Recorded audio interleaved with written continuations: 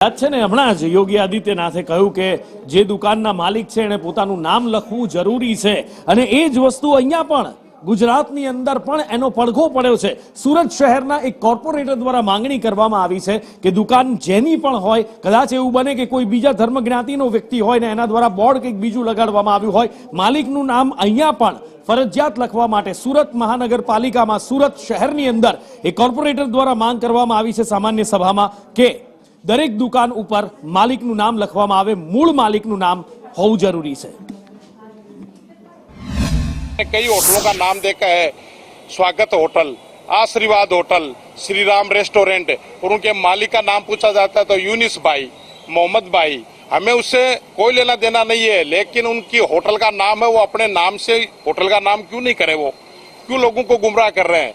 तो मेरी एकदम स्पष्ट मांगनी है कि जैसे यूपी के अंदर योगी आदित्यनाथ जी ने जो प्लानिंग कर रखी है वो प्लानिंग मेरे गुजरात में हो, और विशेषकर मेरे सूरत में, सूरत महानगर पालिका का मैं कॉर्पोरेटर हूँ, सूरत शहर में इस प्रकार की ये घटना बिल्कुल नहीं चलेगी। यदि कोई है तो उसे दंडनीय अपराध है, वो कानूनी कार्रवाई की जाएगी उसके ऊपर। ऐसी मैंने डिमांड कल मैंने मेयर श्री को और कमिश्नर श्री को करी है। प्रथम तो कहूँ कि भारतीय जनता पार्टीना जे सूरतना होय के गुजरातना जे कोई अग्रणी कार्यकर्ताओं छे, नेता छे, એ પહેલાં નક્કી કરે કે એમને મોદી મોડેલ પર ચાલવું છે કે યોગી મોડેલ પર ચાલવું છે, એમના આદર્શ કોણ છે, મોદીજી છે કે યોગીજી છે। આ ગુજરાત છે, યુપી તો નથી। રહ્યો સવાલ દુકાનોના, રેસ્ટોરન્ટની નામ બદલવું નહીં બદલવું, એ રાજ્ય સરકારના કાર્યક્ષેત્રમાં આવે છે।